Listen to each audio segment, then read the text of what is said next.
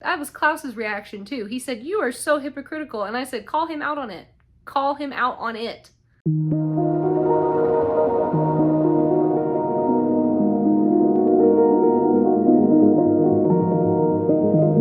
Hey guys, it's Sarah. Welcome back to another video here on my channel. Hope you guys are doing well. We are starting the originals today. So I'm still working on my Vampire Diaries like favorite episodes, favorite season ranking review. It's gonna be a big one. And I didn't want to miss a week of uploading, so we're just jumping into the originals, and I'll probably post that like final special Vampire Diaries video on like a Monday or something in the near future. If this is the first video like this that you're seeing from me, hello, my name is Sarah. I make fantasy content over here on my channel. I recap currently several TV shows. I've done some SJM books as well, the entire Throne of Glass series. So if you're interested, don't forget to check the channel out. There'll be playlists and stuff linked. I do my breakdowns in smaller increments now, so I do like several episodes a week, and then at the end of each season I'll put everything together into one big compilation video, so you can check out my Vampire Diaries videos either in like the smaller segments or in the big giant chunky videos that are like several hours long. Either way, they're all ready for you. Okay, so I think we're gonna keep calling these gossip sessions. This is just like family gossip. It's crazy. We're talking about the first 5 episodes today, and so much happened. We need to just get into it. Let's go.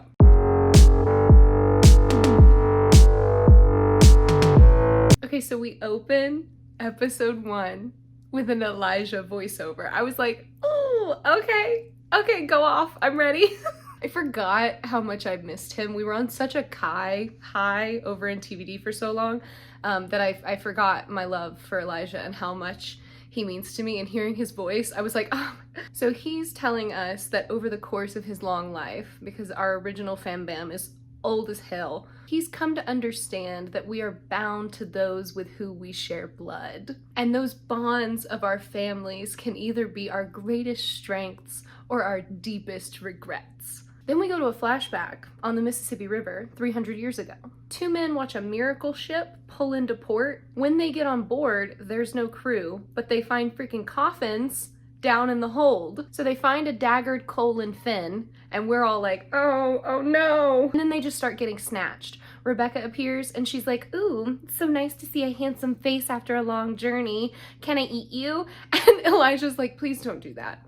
Begging you right now, please don't do that. We need one of them alive. And she's like, why? And he's like, somebody has to carry the luggage onto shore. Why am I the only one with a brain? Because Klaus is running about killing everybody, covered in blood already. They've been in this location for about 5 minutes and he's covered in blood. So this is our fam bam's first night in New Orleans. We cut back to present day. Elijah's meeting Camille at a bar. We're gonna call her Cami because that is what she goes by in the show. So from now on, Cami. He's looking for Klaus. He reminds us through Cami that Klaus is his half-brother, and while that's never bothered Elijah, and he's always considered him like his brother and he doesn't care, Klaus has always been sort of insecure about that, and also he's super reckless and impulsive, so Elijah desperately needs to get eyes on him and get control of the situation. Cami sends him over to another witch who's like tour guiding through the town. She's supposed to help Elijah find Jane Ann Devereaux, who we know, if we're coming over from TVD timeline, Jane Ann is gone. She is dead. We cut to Sophie with Jane Ann's body. Reminder that Sophie and Jane Ann are sisters. This is nice because in TVD we saw Jane Ann die, and I think we saw Sophie freak out about it, but then we like cut to her over at the restaurant and we never got the in-between scenes, so now we're getting those. So Elijah is horrified to find out that the witches aren't allowed to use magic. He's like, what does that even mean? Are you serious? And the witch that's with him is like, you've got to hide, please. If Marcel knows I'm with you, he's gonna think that we lured the originals back to town, and that's not what happened. So Elijah like goes up onto a rooftop and watches down below as Marcel shows up, and they terrorize Sophie. And they basically say to everybody, you know, reminder, you're not allowed to use magic. Look what it got Jane Ann. And also, we didn't say you could take her body back, because we're gonna learn more as we go along, but the witches here are very much much like coven family bonded, so their magic runs off of ancestral magic, and they need to put Jane Ann in the cemetery quickly or they will like lose connection to the magic that she has. And Marcel knows this, and he's like, I'm taking the body, get wrecked. Marcel does actually already think that the witches are the reason why Klaus is back in town, so he's kind of like, tell me why he's here and I'll give you back Jane Ann's body. Elijah calls Rebekah, who's still over in Mystic Falls at this point. She's surprised to learn that Marcel is alive and also kind of crazy. She's like, really? Rebekah at the time does not care about Klaus. She's like, you do what you want to do. I'm staying here in my fancy tub in this fancy empty house. I don't want to deal with him. Elijah is like, girl, always and forever. That's what we promised each other, and that's what I intend to do. Get over here, I need your help. But Rebekah is kind of over making excuses for Klaus because he keeps staggering them every time they piss him off. So she's like, deal with it yourself, I'm not helping you. And Elijah's like, okay, fine, and he like hangs up on her. Now we go to Sophie behind the restaurant where she works. She is like praying, she's got like a little setup for Jane Ann, and she's like praying to the picture and stuff. Some vampires attack her, but Elijah steps in and saves her. He lands down in the alley next to her and just like side eyes her, and he's like, I'm Elijah, have you heard of me? He's so hot. He's so hot. Like, we're 5 minutes in and I'm just like, oh my God.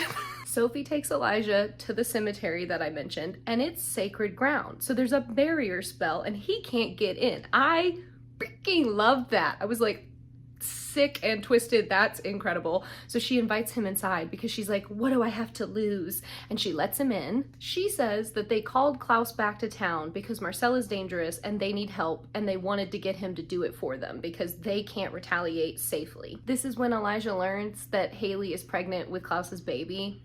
You know how much I love Hayley, guys.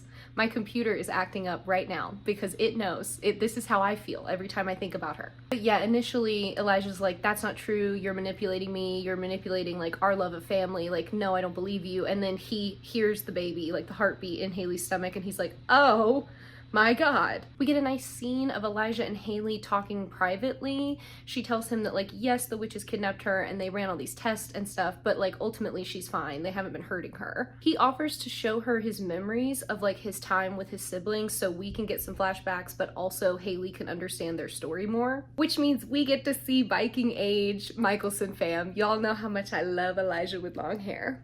He's my weakness. Esther, their mother, she's a witch. Michael, their dad, asshole. We don't like him. The youngest brother, Henrik, was killed by wolves. This is a really big sore spot for Klaus because they snuck out to like watch the werewolf people together, and then Henrik got murdered. And Klaus had to carry his dead body back into the village and tell everybody, oops, it's my fault, baby brother's dead, and that did not go down well. After his death though, Michael forced Esther to do a spell that would turn all the siblings into vampires. It was very aggressive. He was not kind about it. He did not give any of them a choice. Elijah does admit to Hayley that Klaus is crazy. Okay, so all of them struggled with bloodlust, but Klaus was like especially vicious. And after his first kill, he started turning into a werewolf, and we actually get to watch this, and I loved it because Michael, Elijah, and Klaus are like all out together, and Klaus starts like turning, so his bones start breaking and he doesn't know what's going on, and his eyes change and he's growing fangs, and Elijah is like, whoa, we have to help him, what's going on? Like terrified because that's his little brother, and he's like, what is going on? Whereas Michael is like, oh my God, your brother is an abomination, we should kill him. Like immediately Michael's like, a werewolf for a son. Oh, and then we get a scene of Michael like chaining Klaus up and making Elijah help with it, even though Klaus was like begging Elijah to help him. Instead, Elijah went along with what Michael wanted and like helped abuse Klaus, and you can see it on Elijah's face that like he knows it's wrong and he doesn't want to do it, but they're all so scared of Michael that he goes along with it. It was rough. And this is the binding spell that we know about from TVD. So Klaus, for like most of his life, was bound to only be a vampire, and his werewolf side was like dormant. And then that's the whole ritual he did in TVD to like unlock that part of himself and become the hybrid. We know what happened. Our final flashback reminder is that Michael is trash to all of the siblings, not just Klaus. So once they started running from him, he was just hunting them forever. So they were never able to like fully settle for very long. They would always get caught and then they'd have to keep running. Elijah hoped that when Klaus finally killed Michael, everything would be better. But Klaus is still really angry and really lonely, and he's refusing to accept help from his loved ones. So now Elijah is like, the baby. The baby is our hope. That's what we'll do. We'll have a baby, and then the family will be forced to love each other again. So the witches are planning on keeping Hayley and the baby held hostage because Marcel will absolutely kill them if he finds out. The werewolves are not allowed in New Orleans right now. They've been kicked out for a while. So unless Klaus helps get rid of Marcel, the witches are gonna kill Hayley. Then we go to Elijah meeting with Klaus on a random rooftop. Then he takes Klaus over to see Hayley to prove that she's pregnant. Klaus doesn't handle the news well. In fact, he says, "What do I care? You can't tell me what to do. You can't manipulate me. I'm the hybrid. Kill her." And he just leaves the room. So Elijah storms off after him, and he has to like big brother guilt him into being like, this baby is a gift and you need to suck it up and deal with it because you're the dad, okay? So I can't raise the baby. I would happily do that, but I'd like all of us to be a family. Get it together. I really loved this scene because Klaus keeps trying to walk away from him and Elijah keeps like vamp running to either side so Klaus can't get away. It was very big brother core of him. Klaus wants to go back to Mystic Falls so he can keep being a holy terror on the town. Also, Caroline lives there, so he's like, why would I go anywhere else? I'm going back to my girl. And Elijah just keeps insisting that family is their true power. And Klaus needs to let go of this like awful persona he's like grown into and go back to being the brother that Elijah loves. He does the whole thing where he's like, I'll stay with you. I'll stand by your side. I'll help you. Let me do this for us. And Klaus still says no. And Elijah's just standing there like, I'm gonna knock his head off myself. To ensure that Klaus doesn't turn on them, Sophie does a linking spell between her and Hayley, so if one of them dies, they both die. She's basically proving that she will do whatever it takes to get Elijah to help them get Klaus on the right track. We go to the scene from TVD where Klaus like goes after Marcel, and there's like these dynamics in the power play because Klaus used to run the town and now Marcel runs the town, and Klaus is like, I made you who you are. And we don't fully know all of what that means yet. We're gonna find out. But for now, they're just sort of bucking up at each other. But Elijah is watching secretly, so he was there. And Marcel basically says like, I'm in charge. You do what I say, like, get out of here. And Klaus is like, oh, you're in charge. And he bites one of Marcel's men. And he's like, well, I just broke one of your rules because I'm a werewolf, so that guy will be dead, like, by tomorrow, okay? And you can't kill me. So who's really in charge? Elijah calls Rebekah again. And he's basically like, look, dude, Klaus is off the deep end, okay? I've not seen him like this in years. And the last time he was like this, it took 200 years to get him back on the right track, okay? But we have to save this baby. And Rebekah's like, I'm not helping you. And she just hangs up on him. Marcel is now looking for Klaus, but Elijah shows up and meets with him in a room just full of Marcel's men, okay? And Elijah's not even sort of scared.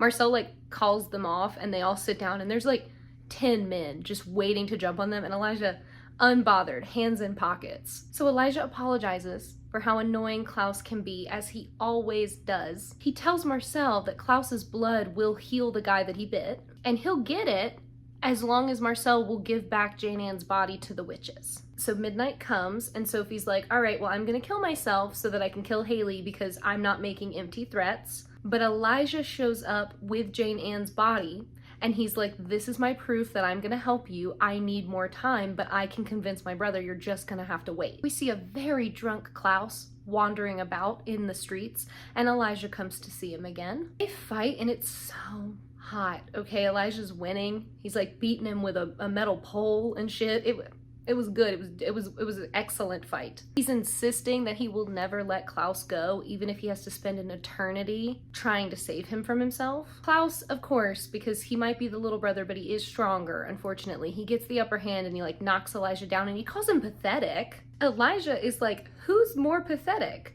The one who seeks to make his family whole, or the coward who runs from everything? He says he knows he failed Klaus all those years ago, and he regrets not killing Michael the second he laid a hand on Klaus. Help. Because Elijah truly believes that family is above all, and he spent several years like not fully following through with that. Klaus laughs and helps him to his feet. He calls him a sentimental fool, and Elijah's like, well, yes, but I've lasted this long. I love him. We see the witches bury Jane Ann over in the cemetery. Rebekah ignores Elijah's next call. The boys talk on a bench. That's gonna come back in the worst of ways. Yep, this is the scene where Klaus is like, I want everything Marcel has, okay? Like, he somehow stayed behind and we all thought he was dead, and he got everything that I've always wanted. Like, I want to be king. And Elijah is like, great, we can get you that, but also, this baby, I think, is gonna offer you the one thing you've never believed that you have, the unconditional love of a family, which is so sad. And I touched on this in my shipbreaking video, but it does really upset me. And this is one of like my biggest issues with Klaus, is that he's so full of self-loathing that he can't believe that his siblings really care about him, because if they do anything that is not like 100% what he wants, he's like, I hate you both, dagger to the chest. But Elijah and Rebekah love him so much and would literally do anything for him, and have been that way the whole time. He just could never see it. We cut to Hayley settling into the new home. Elijah says it's gonna be where they stay because it's safe. She needs to stay inside. If she goes out, she risks getting caught and stuff, but in the grounds and everything, she's safe. He's the only one to ask how she feels about being a mother. She says she was abandoned as a baby, and then her adoptive parents kicked her out when she turned into a werewolf, so she doesn't even know what kind of mother she's gonna be. He gives her his word that he will protect her. There is already tension between them.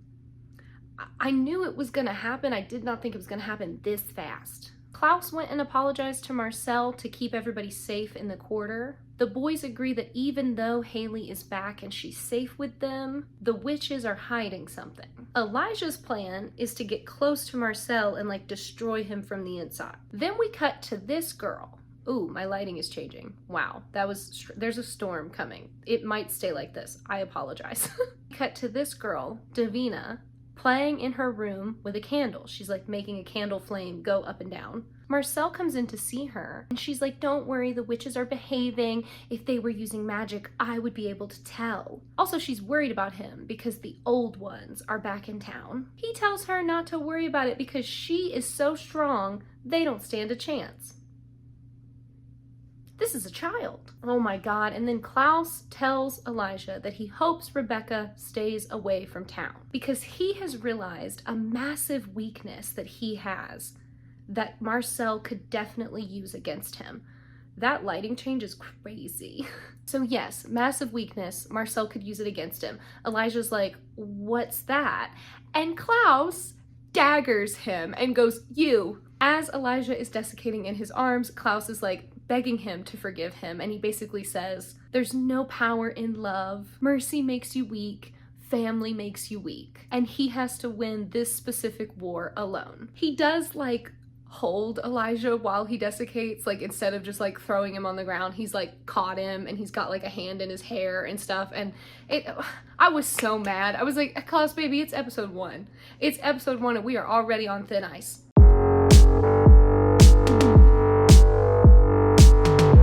Okay, now Marcel gives us a nice little voiceover about how his vampires are known for like picking up people that are like looking for danger in the city. They bring them to Marcel's house. We'll get to that.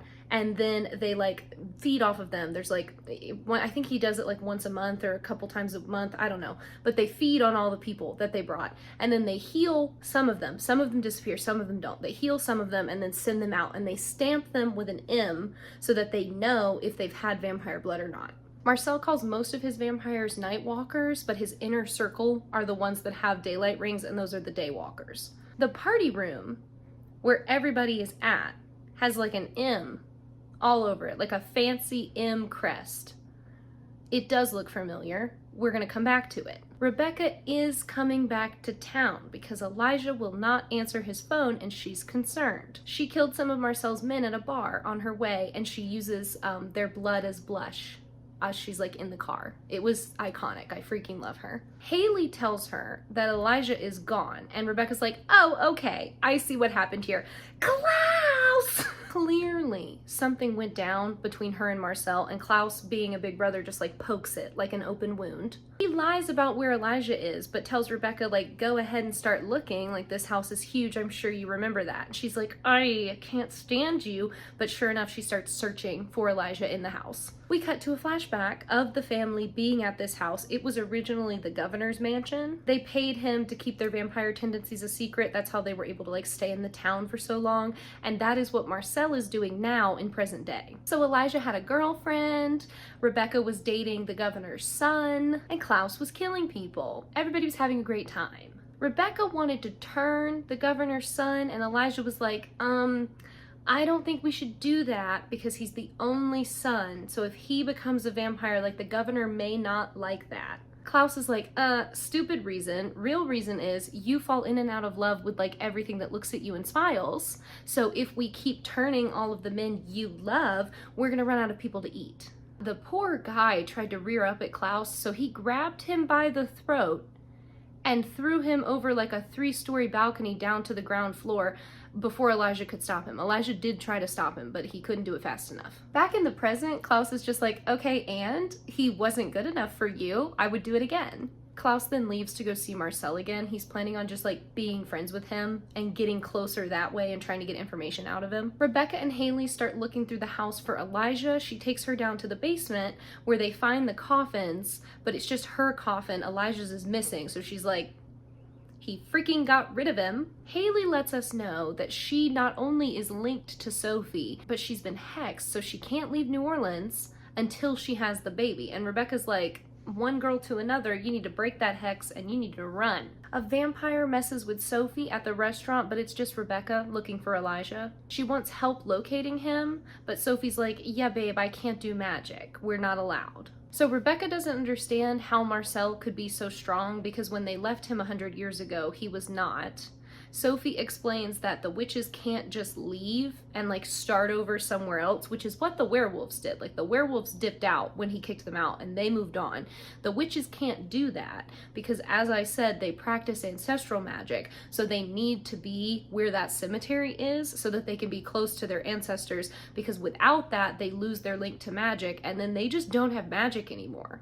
Rebekah tells her that Klaus once loved Marcel like a son, and we get a flashback of seeing young Marcel. He was a slave boy on the governor's plantation, so he is a kid that the freaking governor had like a secret son with one of the slaves, which is just, oh my god. And then we find out that his mom is dead, so he's alone on the plantation with no family, but he's fighting back, and this is a young boy, okay? He's maybe like 13 when we meet him. I don't know if it's ever confirmed how old he is, but he's a kid. He's actually maybe even younger than that, because Rebekah is supposed to be 16, and that is going to become relevant. Anyway, he's a young boy on the plantation being beaten. It was a horrible scene. Klaus stops it from happening and kills the guy that's abusing him, and then like asks Marcel, what's your name? He doesn't have a name because his mom was waiting until he was a certain age because she didn't want him to get the fever and die before she named him, and then she got the fever and died, so he's all alone. And so Klaus is like, well, I'm gonna name you Marcellus because it means little warrior. Now, look, as somebody who will spend days on days on days naming my characters to make sure that I like the vibe of the name and what the name means and where it came from,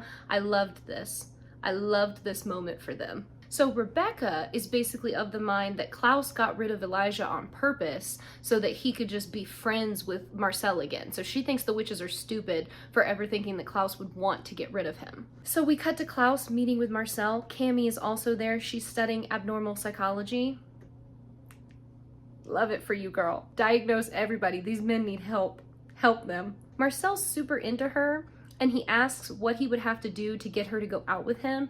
And she is like, she's flirty, but she's also like, there's walls up. Like, she knows better than to trust him. And so she basically says, be a good guy and maybe the opportunity will present itself. And he's like, how about you meet me here at like 7 tonight? And she's like, I'll consider it. And it's cute. Like, they have a cute vibe.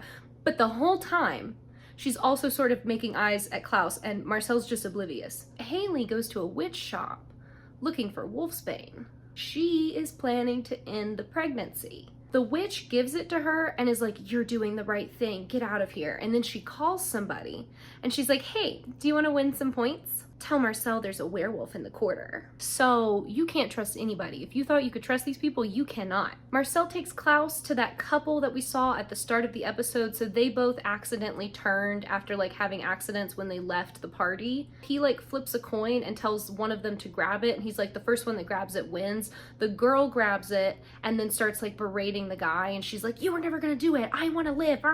So Marcel kills her. And he keeps the boy because he doesn't pick people who abandon their friends, which is definitely a dig at Klaus. Rebekah's watching them, and she has a flashback to young Marcel, like, learning how to sword fight with her, and he says, I'm gonna marry you one day. And I didn't like it. They have so much chemistry in present day. I wish I didn't know that she helped raise him. When you think about the fact that Rebekah is supposed to be 16, okay? She does not look 16. She's supposed to be 16. She's technically younger than Cole, which is, I refute that knowledge, okay? In my head, it goes Elijah, Klaus, Rebekah, Cole. Cole's the youngest. Apparently, no. Apparently, it's Cole, Rebekah.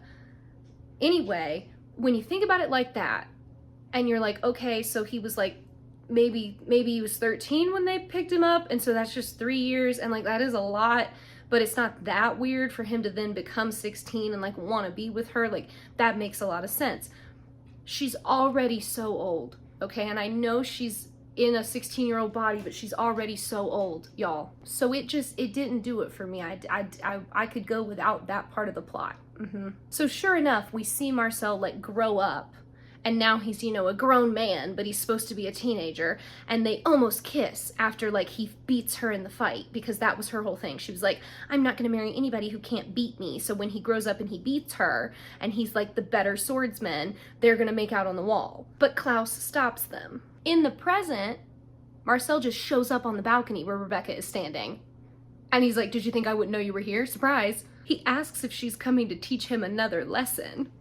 Now look, this is what I'm saying. They have so much chemistry in the present. Like, it's crazy how much chemistry they have. She says that she thought he was dead, and he's like, yeah, well, you never even looked back to check, girl. What the heck? Back in the flashbacks, we see young Marcel like swearing that nothing happened between him and Rebekah, and Klaus is like, yeah, and nothing's gonna happen, like, you sicko, don't do that, that's my sister. Klaus explains that like Marcel can't be with her because Klaus loves her, and she's his little sister, and he's the only constant man in her life, and he doesn't trust anybody to take care of her.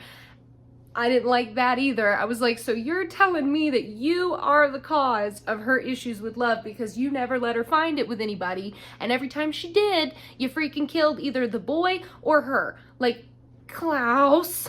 So Klaus has been promising to turn young Marcel. At this point, he's still a human, but he says that he will never do it unless Marcel leaves Rebekah alone. In the present, Rebekah tells Marcel that if she finds out he has Elijah and he's lying about it, she will kill him herself. Marcel goes rushing off to Klaus and is like, I can't believe you didn't tell me Rebekah was back.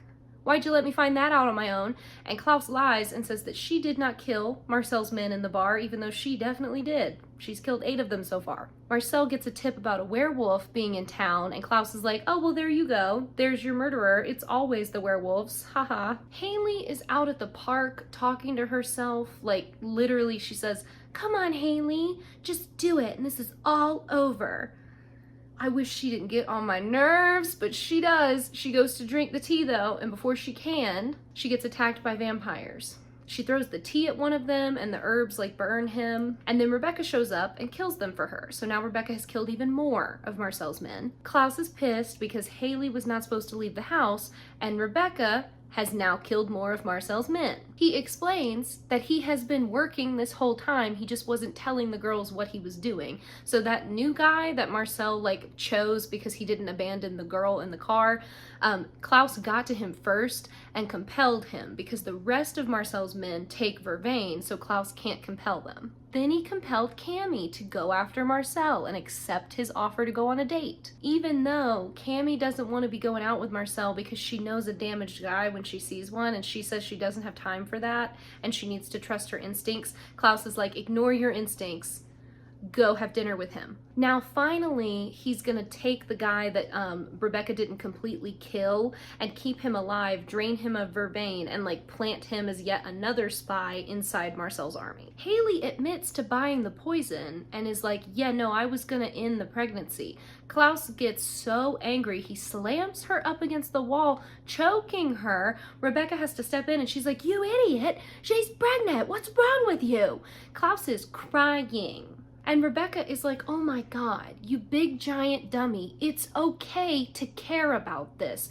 It's okay to want things. This is all me and Elijah have ever wanted for you. Can you just relax and enjoy it? Klaus collapses onto the ground. Rebekah sits beside him. He says that he gave Elijah to Marcel as a peace offering because Marcel was getting anxious that there were so many originals wandering the streets. Rebekah is livid. He now has a plan to gain Marcel's trust and dismantle his empire from the inside out. You know, Elijah's plan from the last episode, he took it. He's saying it's his plan. It was his decision. It's what he's always wanted to do. And if Rebekah doesn't want to help him, she can go. He doesn't care. Hayley and Rebekah talk about how Rebekah loves Klaus as much as she hates him. Yes, he has been killing her boyfriends her entire life, so every time she falls in love, he either daggers her and like takes her away, or he just straight murders the boyfriend. We get another young Marcel flashback where he finally like gave in to his urges and grabbed Rebekah and kissed her, and then Klaus shows up and like drags him off of her. Rebekah begged him not to kill Marcel. She was like, you can't do that, like you love him too much, you're not gonna do that.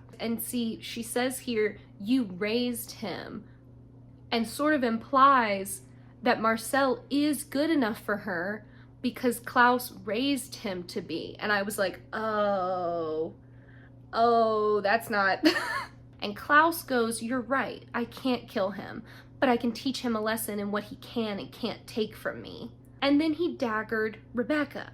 So in the present, Rebekah is like, I can't go after Elijah without the fear of him daggering me now. And Hayley's like, I found these under the coffin. And she gives her the 2 missing daggers. And she's like, please go get Elijah. I miss him. Like, the one thing she and I seem to be able to agree on is that Elijah is the best brother. I'll take it. I will take it. If that's our common ground, that's a strong foundation for us to build something on, all right? Marcel and Cami meet up for drinks, and then Rebekah shows up and ruins it. Marcel refuses to tell her what's going on with Elijah, and he's like, what are you gonna do, Rebekah? You're not gonna kill me. And she's like, okay, you're right, maybe I won't do that. So she grabs Cami and is like, I will in fact rip off her head. Marcel quickly intervenes and is like, Cami, go home, and he compels her, so she leaves. And then he takes Rebekah to the place where Davina lives, which we don't know what location that is yet. We just know she's in an attic somewhere. Elijah's coffin is being kept in her room. When Rebekah tries to take the dagger out, Davina stops her so Rebekah can get into the room, which I'm just now realizing is a little bit of a plot hole. She gets invited in so she can come into the room in this moment, but Davina stops her from pulling out the dagger. And then she just voiceless magic like whips Rebekah around the room and throws her outside. We get another flashback of Rebekah waking up after Klaus has undaggered her. He tells her it's Sunday and she's like, you daggered me for a week? And he goes, oh babe, it's 1887. You've been daggered for 52 years. Don't worry about Marcel. I told him he could either undagger you and live out the rest of his human existence with you, or he could leave you as you were and I could turn him, and he picked for me to turn him. Rebekah then wakes up like in her old room, and Marcel is like, yeah, this is my house now, girl. She says she's glad she met Davina because now she knows what they're up against, and he's like, you need to remember that everything that used to belong to you and your brothers is mine now. I control this city. I am in charge. And that list of things that used to belong to Klaus but now belongs to Marcel also includes Elijah, which made me want to punch him in the throat. Hayley's asleep. Klaus goes into her room and finds the rest of the wolfsbane potion, but Hayley says she did not drink it. He asks what stopped her, and she says that when the men attacked, she realized how protective she was feeling over the baby and that she does want to be a mom and take care of it. He tells her that they're both cast-offs who fight when they're backed into a corner, but at least this time they're together for the fight. And he calls her little wolf again, which it's okay. They have a weird relationship because like it really was just a one-night stand, I think. Like they don't have any feelings for each other, but then also their parents. The dynamics there are going to be weird because she's already flirting with Elijah big time. Hayley asks why he doesn't love Marcel anymore because Rebekah had told her that once upon a time they were family. Klaus says that when they got kicked out of New Orleans by their dad, they like left and assumed Marcel was dead. So when he came back and Marcel was alive and like running the city, that was shocking for him because it means that they left him behind, but Marcel also never called them and said, hey, I'm alive. So the M that we've been seeing all over the city, all over Marcel's house, you know, that's the Michelson M. That's not Marcel's M. That is their M. He literally took everything. But it is at the end of the day a misunderstanding trope because Marcel thought that they just abandoned him and they thought he died.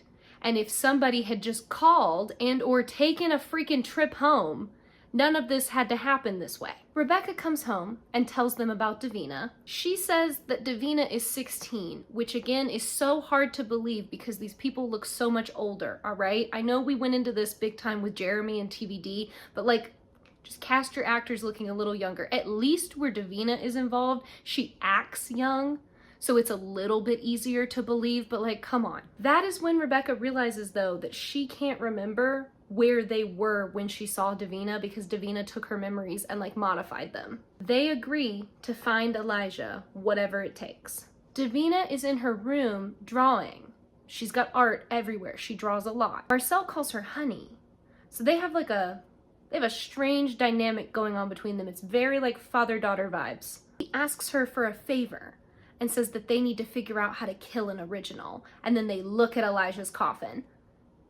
Not yet. I'm not ready for that.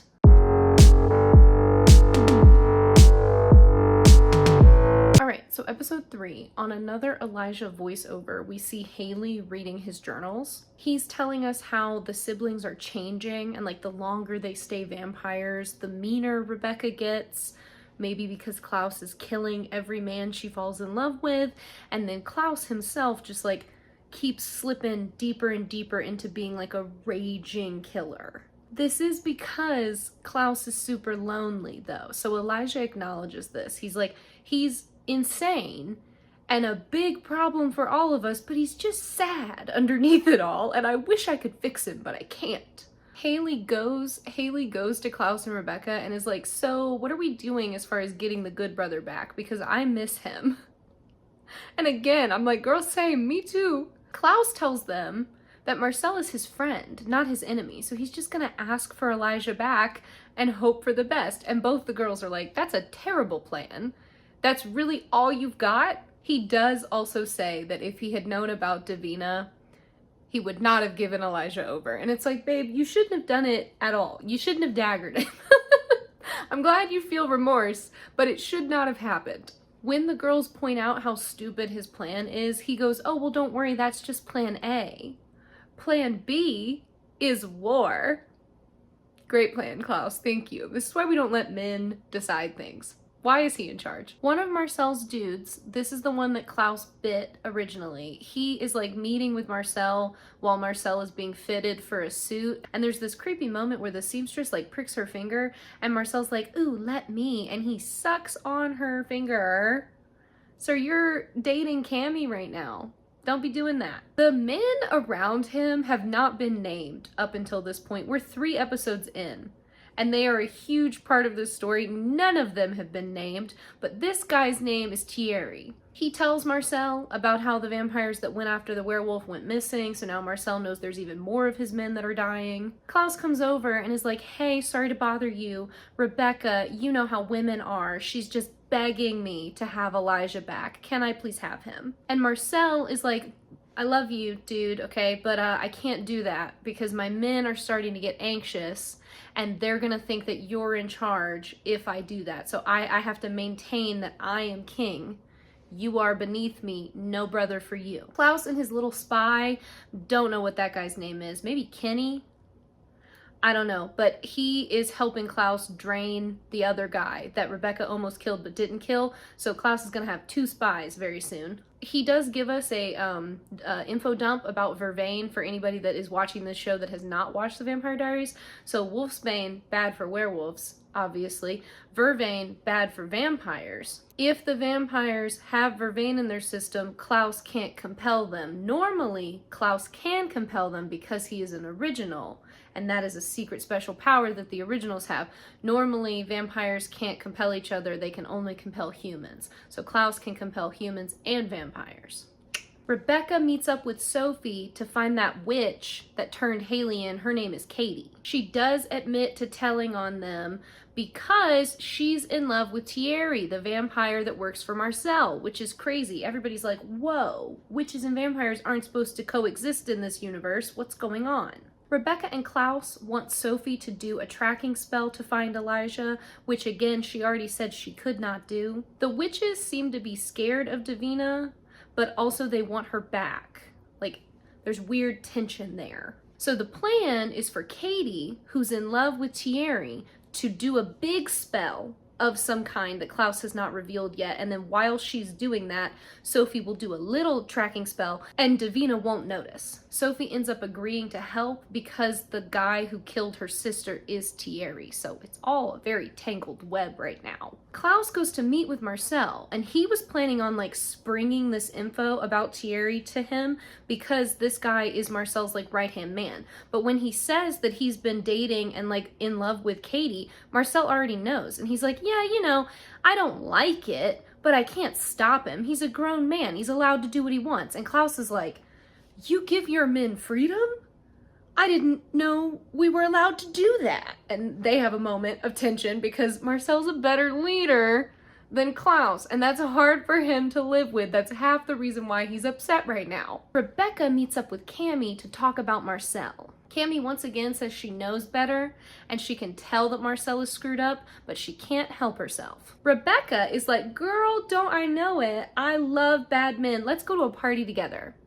You wanna be best friends? And Cami is oblivious. Marcel ordered his vampires to go and attack the witches, so they're terrorizing them in their section of the city. And Klaus made his spies go after Katie. One of them bites her, and Thierry freaks out and kills him, which is against the rules, and now he is in big trouble. It's party time, and it's a freaking masquerade ball at the old Michelson house. Let's go. I have missed our events. Cami shows up dressed as an angel, and Klaus sees her and is like, oh my god, why is she here? Because that was Rebekah's plan, to distract Marcel, not Klaus's. Klaus and Cami get flirty, all right? They have undeniable tension between them. It's there. I don't know why she can't see his red flags because he's got about 50 of them waving constantly, but she just looks through them. She's like, I don't care, he's pretty. And then Marcel goes to Rebekah, and again, the tension between them, it is insane. Cami realizes, seeing them together, that Rebekah and Marcel know each other and have been together because it's that obvious. Like, there is no denying that something has happened between the two of them.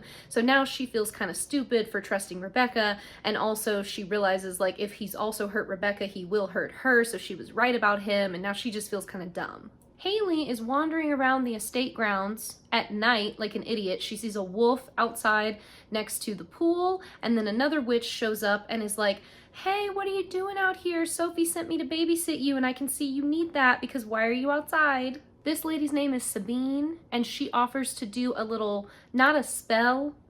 They don't really call it anything. I want to say she calls it like a trick. But she's like, I can do something non-magical to tell you the sex of your baby. Maybe that'll get you more excited. And Hayley's like, okay, we can try it. They don't explain how that's not magic, that Davina can track, maybe because it's, I don't know. I was going to say maybe because it's individual to Sabine and not ancestral, but like, that just feels like it feels like if you're doing magic, then it's connected to everybody. Maybe they're gonna explain that more. Anyway, she gets away with it, and she's able to do the thing that's not a spell. I don't know. Marcel and Cami are dancing together and she confronts him about Rebekah and he freaking confirms. He says out loud, "Oh, don't worry. I was a kid when I met her." Don't admit to that. Don't tell people that. Oh my God. The vamps arrive. This one's name is Diego, all right? So a couple of them have names now. He tells Marcel what's happened and he's upset as he's telling him. And then Marcel attacks Thierry and like grabs him by the throat and slams him up on the wall. Cami is watching though. So they like leave. They go up to the upper balcony where she can still watch them, but Marcel can pretend he doesn't know she can see. Katie goes to Sophie freaking out and Sophie's like, "Oh my God, I know what we can do. We can help him. There's only one way." And obviously it's a big trap, but Sophie plays her part and like gets Katie to agree to do the spell. The second they start doing magic, Davina wakes up in her bed and is like, "Oh my God, something's wrong." So while Marcel is up on the balcony yelling at Thierry and like getting the truth of everything that happened to him, Cami is down below watching all of this, and Klaus comes up and she's like, "I knew he wasn't a good guy. I hate when I'm right, but I need to trust my intuition." The spy working for Klaus takes a set of parchments that Klaus made or took from something. I don't know. He put them in the envelope, okay? He gives them to the spy. The spy takes them to Marcel. They look like they're from Thierry and Katie, like to each other, and it's information on how to make daylight rings, which is info that like Marcel has locked down, okay? So now he thinks that Katie and Thierry were planning on going away and like making their own family somewhere else, which is not true. Klaus set the whole thing up. He sentences Thierry to 100 years in the garden, and I was immediately like, I don't think I want to know what that means. And I was right. I was correct. I'm gonna tell you anyway, but you don't want to know. Sophie does the tracking spell while Katie is like starting up her spell to save Thierry. Okay, so her magic's amping up and Sophie does the tracking spell covertly with Rebekah watching over her. Marcel and the other vampires take Thierry outside. They're gonna take him to the garden. Katie shows up. She's overflowing with magic. She's stopping them. Marcel is able to stay on his feet, but then Katie hits him with like extra strong aneurysm spell. He starts going down. Davina can feel that that's happening to him and she like counter spells it so that he can stay on his feet, even though she is not like super far away, but like far away, okay? She's like doing this with her mind. Davina is strong. Before Katie can kill Marcel, Klaus jumps out and snaps her neck, proving his loyalty to Marcel. Genius move. Oh man, we have to watch Thierry like crawl on the ground over to Katie's body and just hold her. That was really sad. So unfortunately, the plan did not work and Klaus killed Katie before Sophie could finish her spell, so they still do not know where Elijah is. We cut to Thierry chained up in like a weird cell in like an underground crypt situation. Marcel tells a worker to seal him up and let him rot. And then we see like other desiccated vampires. So this is just where he puts people when they disobey. Very scary. Klaus comforts Marcel. He's really laying it on thick that they are besties and he's there for him. He's like, "Don't worry about Cami. All she saw was an argument. You can smooth it over. It's no big deal." Marcel says he likes her because she's a human and she has no involvement in their world. So it's like this weird, like she's pure and innocent. And I love that about her. She is not. Spoiler. Klaus apologizes for what happened with Thierry and he's like, "I can tell that it hurts you because he was a good friend and it sucks when friends betray your trust, doesn't it?" And that's kind of like a bonding moment for them where they're like breaking down this wall between them. Marcel is like, "Since you helped me and saved my life, I will give you back Elijah. I think it's the least I could do." Klaus goes to see Cami, but she doesn't really want to talk to him. She's just kind of sad about everything that's going on. It's so funny though, because she's like, "I can't be with a man who has a temper like this. Someone who can just turn on a dime. I can't trust him." Klaus is just sitting there like, "A temper? Oh my God. Oh, we hate men like that. Boo." And it's, are you joking? Are you joking? He says it's clear that someone broke her trust. And they're definitely giving eyes to each other, okay? He begs her to give Marcel another chance. And she's like, "Whoa, have I been rereading the tension between us wrong this whole time?" And he's like, no, you read it correctly. I'm super into you, but this is more important. And then he compels her to like forget what she saw at the party and just think of it as like a harmless argument and go back to Marcel and give him a second chance. Rebekah is heartbroken that they don't have Elijah yet. She is starting to get real antsy. Klaus admits he killed Katie because they can't trust the witches and he didn't want any more of them running around. So now Klaus wants Davina, which sounds like a terrible plan all around. This man loves to kidnap a witch for his own gain. Like, Rebekah says that he disgusts her and she storms off. We cut to Davina standing over Elijah's coffin. Marcel comes home to get Elijah's body, but she refuses to do that until she knows how to kill him. This is when I was like, oh, she does actually kind of feel like a kid. Like, she's really good at being like kind of whiny and feeling younger. Back at the governor's house, Klaus is picking at Hayley, and he's basically like, I don't understand why you miss Elijah. You don't even know him. She says that he was kind to her. And it's real cute. It's real cute. Because Klaus, again, is like, I don't understand why people like everybody but me.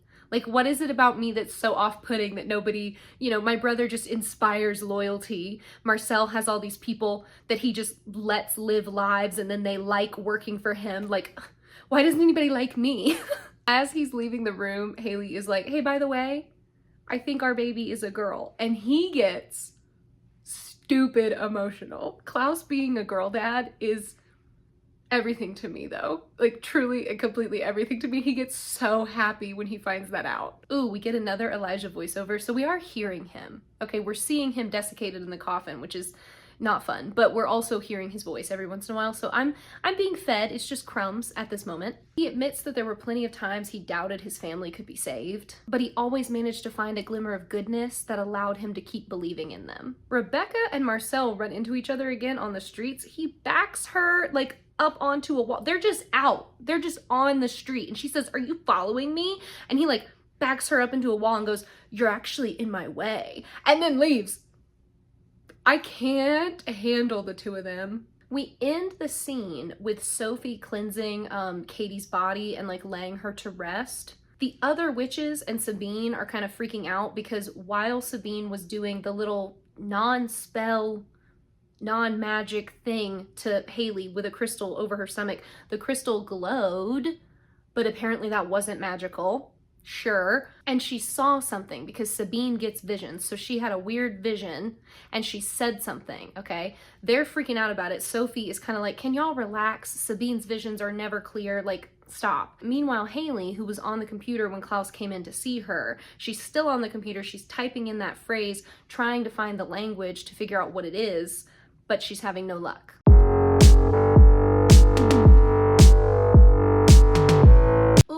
We watched Davina take the dagger out of Elijah's chest.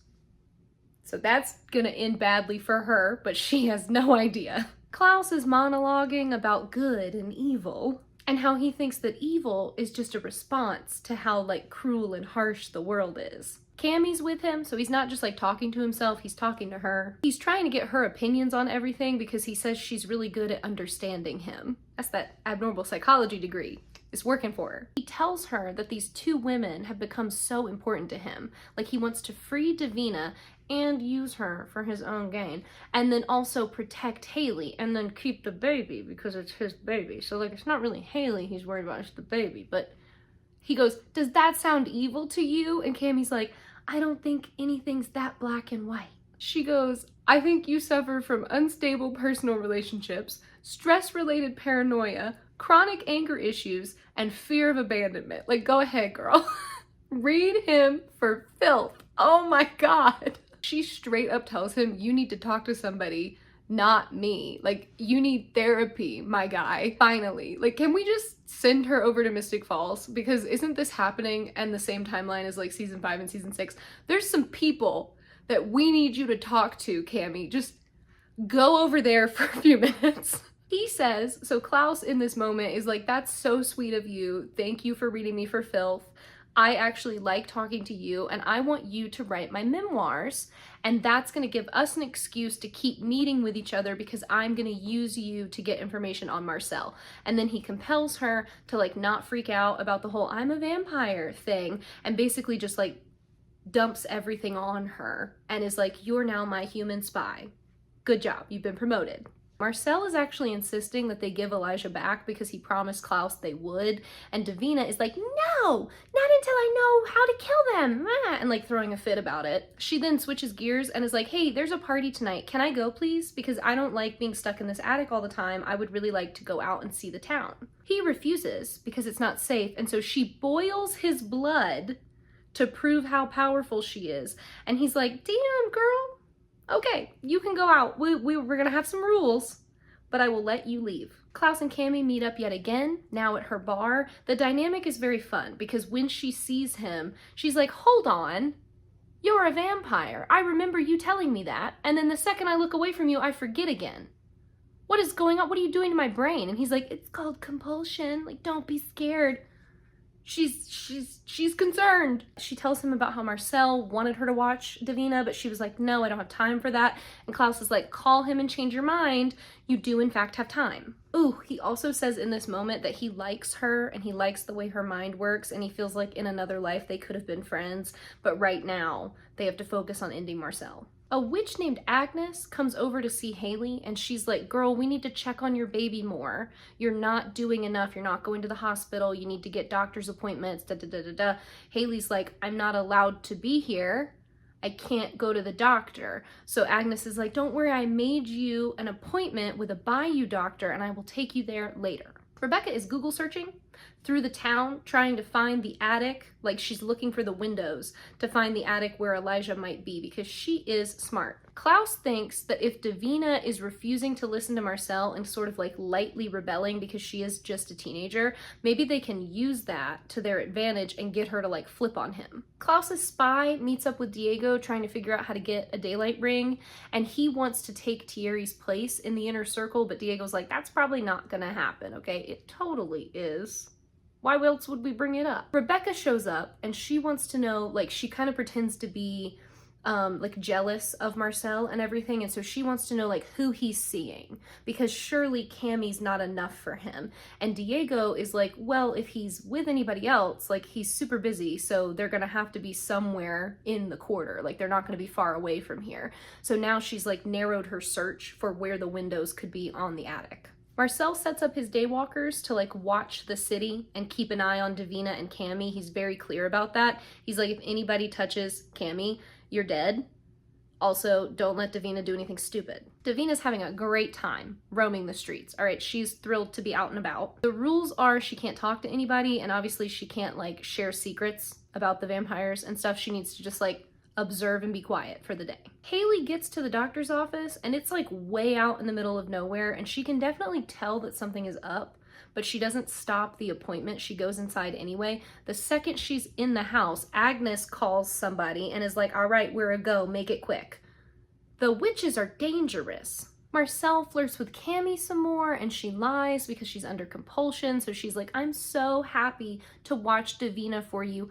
Go and handle your business. I will keep an eye on her. Davina is flirting with a boy named Tim who's playing the fiddle in the band in the bar where they're at. She tells Cami that she's known him since they were 10, but she had to leave school mysteriously, so they haven't seen each other since then. Rebekah goes to a church and meets with Father Kieran. He explains that the church has been abandoned since one of the boys that were studying to be a priest snapped, killed all of the other freaking members of the school, and then himself in front of Father Kieran. Like, it happened so quickly he couldn't do anything about it.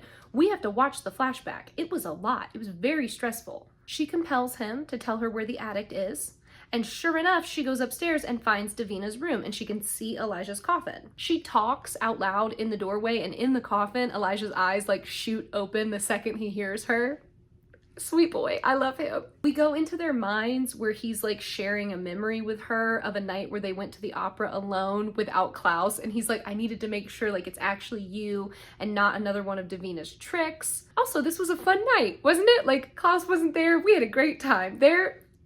I love them together. They're so cute. He tells her that since Davina took the dagger out, even though she put it back in, like the effects are negated and it would have to be like re-dipped in the ash to work again. He should be up and about in a few more hours, but he doesn't want to leave yet because he's like, I think maybe I can talk to her and I can get her to join us. He asks her to swear to protect Hayley, and she does before she leaves. The doctor does an ultrasound on Hayley, and like everything seems fine. She sees the weird birthmark on Hayley's back that we know from Klaus telling us in TVD is from like a really ancient and cool line of werewolves. Before Hayley can leave though, the doctor's like, you have really high blood pressure, you should let me give you something for that. We hear outside some howling. So Hayley's like, ooh, I'm in danger. Rebekah texts her as another car is pulling up into the driveway. So now Rebekah knows like a brief location of where Hayley might be. The men in the car it's like several men, and they get out and they come inside, and Hayley's like, I'm in terrible danger. The doctor tries to drug Hayley, but she manages to like get the syringe in the doctor and then gets out of the window and runs out into the woods. Klaus orchestrates a meeting between like Cami and Davina and Tim so that Davina and Tim can get together again. So they all end up at the church, and Davina and Tim are like talking to each other. It's really cute. He missed her too, but he says the church is creepy after what happened in it. And she's like, I don't know, I kind of like it. She explains that there was an emergency and that's why she left. And so she can't come back to school. It's not safe. She had to like take care of some things, and she's going to be gone for a little while longer, but she does miss him. He plays for her, like his violin, because she says she missed hearing him play. And all I could think the second he brought out that instrument, I was like, we're about to kill this boy with his own bow, aren't we? Like, what is going on? I was so nervous. Cami asks Klaus what he thinks about the church massacre. He says that the world is awful, and over his long life, he's seen plenty of awful things, so it doesn't surprise him. She says that the world is good. People aren't awful. It's the world that breaks them down and makes them snap and do horrible things. Once again, I'm like, babe, you need to take a trip to Mystic Falls. Okay, there are several feral dudes over there that need some help, some counseling, and I think you could offer it to them. Turns out Cami knew the guy who killed everybody and himself. It was her twin brother, Sean.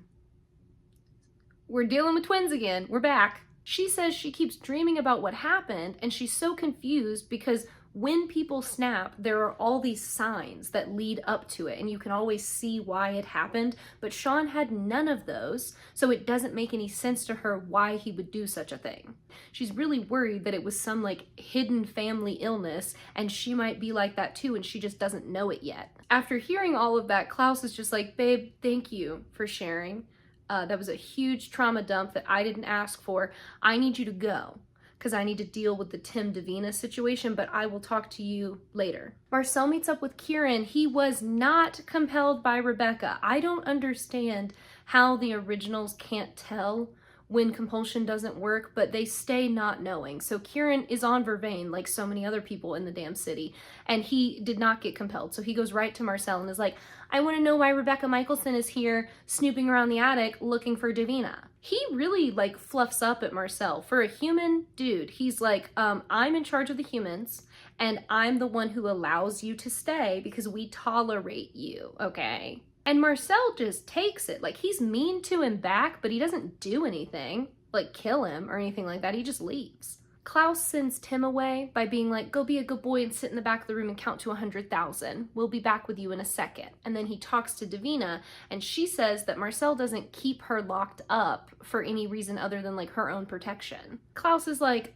if you come live with me, I'd be happy to keep you safe, but I will also allow you your freedom. He pokes the wound that Marcel is clearly tricking her because she's too young and strong to be hidden away from the world. Initially, Davina is like, I'm not going with you. I like Marcel more. I don't trust you. You're an original. So Klaus grabs Tim and threatens to kill him if she doesn't agree. Davina starts breaking his bones, but Klaus is a strong boy, so he stays on his feet. And then she just sort of erupts and like explodes the entire downstairs of the church and sends Klaus and Tim flying. In the woods, Hayley is running about killing the men that attacked her. Rebekah shows up and helps. More witches attack and they shoot Rebekah, so she goes down, and then they also get Hayley, so both the girls are gone. When Rebekah wakes up, Hayley is like completely gone and she doesn't know where she went. Oh man, so Davina wakes up first and Klaus and Tim are gone and she goes running out looking for them, thinking they fell out into the street, I think, because they just sort of exploded back from her. But Klaus is actually watching from above on the balcony with Tim.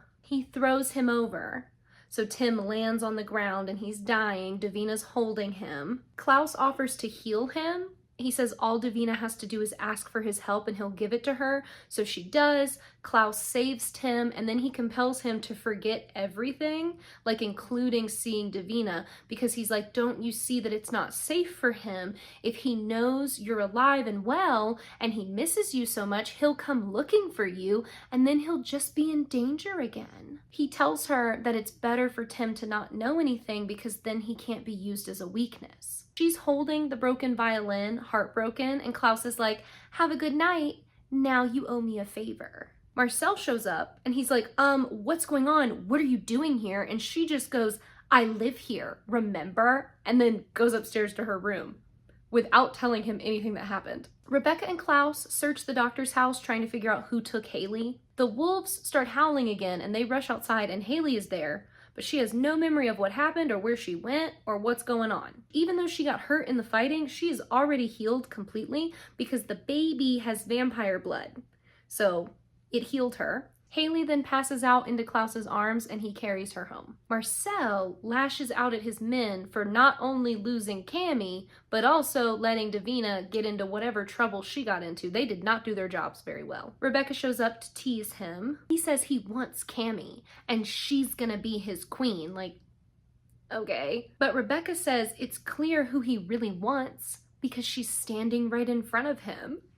She ate with that line. It was so good. Klaus goes over to Cami's house and she like invites him in, which is not safe vampire behavior, but he can get in her house now. She is starting to wonder if a vampire compelled Sean into killing everybody. This is actually the whole reason why she's in New Orleans at all. She's just come to check this out and figure it out. He tells her that her quest for truth is only gonna bring her pain. And she tells him that he just doesn't want her to be distracted so that she can be a good little spy and deal with Marcel. He assures her that his plan is bigger than all of them, and above everything, he's trying to honor his brother. She goes, Bestie, what about my brother? My twin? We were bonded our whole lives. And I know he didn't just snap. And I need to know who did this so I can make it right. But Klaus compels her to just think that her brother was ill and it was a tragedy, but all she can do is move on. She doesn't need to worry because Klaus is gonna figure out what happened and he's gonna make the people responsible for it suffer. And tonight, she's gonna sleep because Cami's been dealing with like horrible nightmares and insomnia. So he's like, you're gonna sleep and dream of a better world. This was such a good scene. Okay, they're both crying off and on the whole time. I love that when Klaus gets emotional, he's just like, what if there were tears in my eyes? Whether it's anger or sadness, what if I was crying? What if my eyes were a little glassy? I love that about him. It's the emotional vulnerability for me. Davina is up in her attic when Elijah shuts the coffin lid, because he just can't help being a little dramatic. He's a Michelson. She opens it and he's not there. It's empty. And then he just walks out and is like, don't be scared. I don't mean you any harm, but it's time you and I had a talk. Please, he's back. I love him.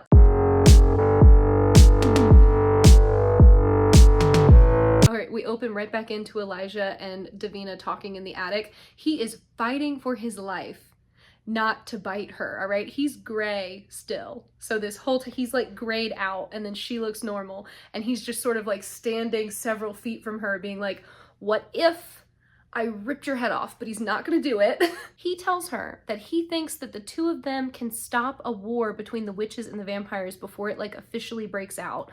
All they need to do is he's gonna keep Klaus in line and she's gonna stop being a tool and live her life as her true self. He wants her to trust him and he's like, girl, I want to eat you right now, but I'm not going to. Because like no matter what, he would never bite a child. And now this next moment was truly wild to me. I was like, I can't believe they filmed it this way. What is going on? So Davina like plucks up a letter opener and pricks her finger.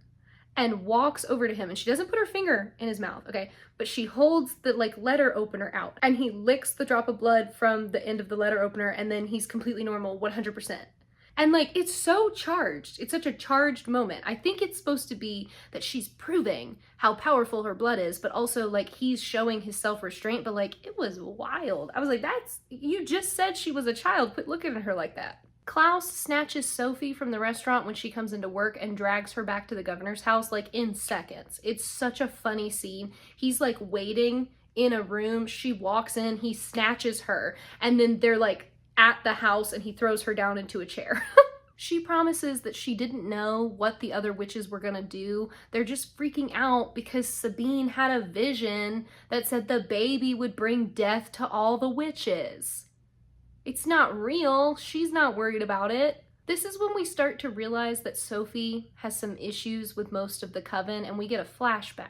She's partying and traveling, having the time of her life before she comes back to New Orleans to work at the restaurant because she wants to be a chef. Meanwhile, Jane Ann is like a good little witch doing everything the coven wants, and she comes in and tells Sophie one day that the harvest is going to happen.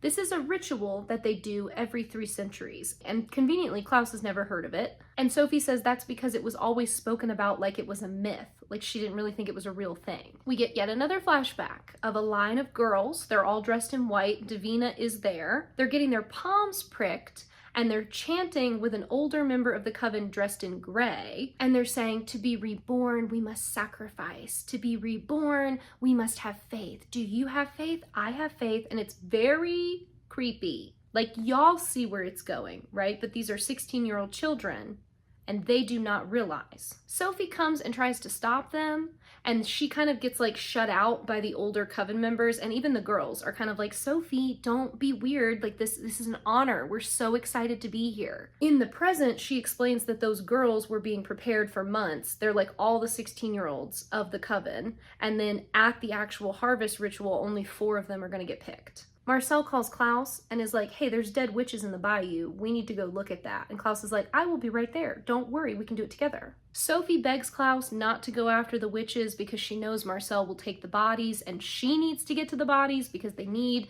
to be properly buried and cleansed so that everybody doesn't lose access to their magic. Marcel visits the church again and sees Father Kieran, and he explains that Davina's going to be leaving and he's going to move her somewhere else for her safety. Kieran is kind of on the side of the witches, where he's like, I think it's really screwed up that you like keep this child locked up and control their magic this way. Like that's really not nice. Elijah hides so that Marcel doesn't know he's out of the coffin, and Davina covers for him and is like, don't open the coffin, I have a spell that I'm working on, leave the coffin alone. So Marcel just is like, okay, cool, like I'm proud of you, you're working so hard, I'm moving you, by the way, for your own safety. It's happening tonight, pack your bags. When Elijah comes out and is like, why didn't you turn me in? She's like, because we're not done talking. She tells him that she trusts Marcel so much because he's her true family, not the witches. The witches deserve to be punished. We learn about the harvest ritual from her point of view, and how the coven elders were telling the girls that to be part of the ritual was gonna like bring their families health and power. Davina, of course, was one of the 4 chosen girls. She explains that when she realized they were only looking for power for themselves, she ran away, and Marcel helped her. So now the witches are after her, because after the harvest ritual comes the reaping ritual, and because she ran away, the harvest was not completed, which means they can't do the reaping. And if they don't do that, then they all lose their magic. So yes, Davina would need to die in order for the harvest to be completed. And again, Elijah is like, but you're a child. We don't do that to children. Sophie goes out to get the witches' bodies. Hayley insists on going too, and she's basically like, there's wolves out there. Do you really want to go out there alone? At least I could maybe help protect you. Rebekah shows up, so now it is a full-on girls' trip to the bayou. Klaus is deeply annoyed that no one in his stupid freaking family can listen to him, so he goes to Marcel to like stall so that Rebekah can go to the bayou with Hayley and Sophie and get the bodies. He acts like he's getting antsy about Elijah not being back, and he's like, is Davina like too strong for you? Like, can you not control her? Marcel's really cagey about giving him answers. Klaus is like, okay, I'm not trying to push. Why don't you tell me how you guys met? And Marcel says it was only 8 months ago. So the witches in New Orleans have only not had magic for like seven and a half months, like, because he met Davina, and then after that is when he put the ban on magic. We get a flashback of Marcel in bed making out with Sophie. What? That was Klaus's reaction too. He said, "You are so hypocritical," and I said, "Call him out on it. Call him out on it." We learn a little bit more info from this flashback about how she thinks it's ridiculous and all the girls are being used, and so she went to Kieran to tell him about it, to be like, "You have to put a stop to this." And he, sure enough, was like, "Yeah, this goes against our arrangement. You can't just kill children. Stop the ritual. We're not going to let you do it." The coven tried to explain that they have to do this ritual because it keeps their magic strong, and without it, they'll lose their powers. And he said, "Get wrecked. If you go through with it, I will stop being your ally and the humans will turn on you." It gets even worse. Sean shows up and he's like, "Uncle Kieran, is everything okay?" Uncle? You heard that right. According to Marcel, the witches were so upset with Kieran that one of them put a freaking hex on Sean, and that's why he snapped and killed everybody. So it wasn't Sean. He wasn't evil. That's good news all around. Klaus is so disgusted by this knowledge that the witches did that. Marcel doesn't realize that this is connected to Cami, so he's not put 2 and 2 together yet. Davina explains to Elijah that it's not like literally dying. It's going into this weird limbo where like you're dead, like your body is dead, but you're supposed to come back for the reaping. Davina ran away because she doesn't want magic. She wants to be normal. She's scared of her power because it's so hard to control. She tells Elijah about Tim and says like he's completely a human, he knows nothing. And then she says Monique was also in the coven with me. She was one of the 4. She's my best friend. She's also Jane Ann's daughter, okay, so Sophie's niece. And she was a part of the harvest too, and she is one of the ones that died. And Elijah is just like, "You're blowing my mind with all of this. What is going on?" The girls make it out to the dead witch bodies, and sure enough, Hayley sees evidence of a wolf. She sees scratches and some paw prints, and then a vampire wanders into where they're at and goes, "Oh, an original," when he sees Rebekah, and then he runs away, and she doesn't run after him. Davina and Marcel kind of in tandem tell us that nobody's ever questioned the harvest because they all had so much faith in the coven. So the girls were treated like princesses. They were led out into the cemetery. They're all dressed in white. The elements were called on. They set their circle. This whole time they were told that the magic in the knife used to cut their palms would put them to sleep, and then later they would wake up after the reaping. Sophie showed up to try to stop them, and again everybody was kind of like, "Sophie, don't do this." But then the first girl's throat gets slit and all the girls start freaking out.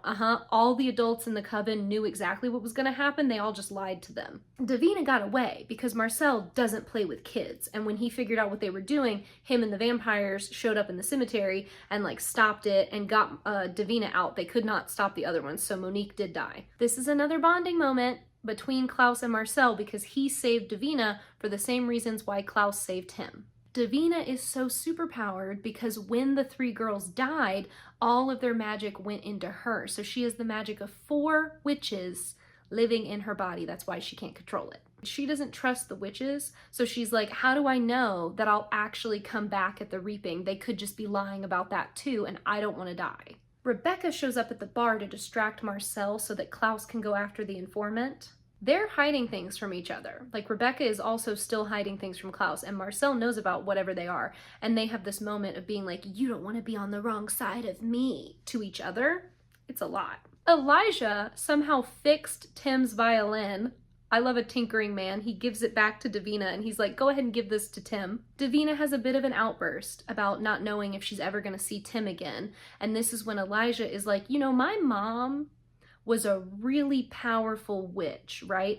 And we have all of her grimoires still. And I would be happy to let you look at them if you'll free me and let me go." He also tells her that if she leaves with Marcel, they'll never see each other again.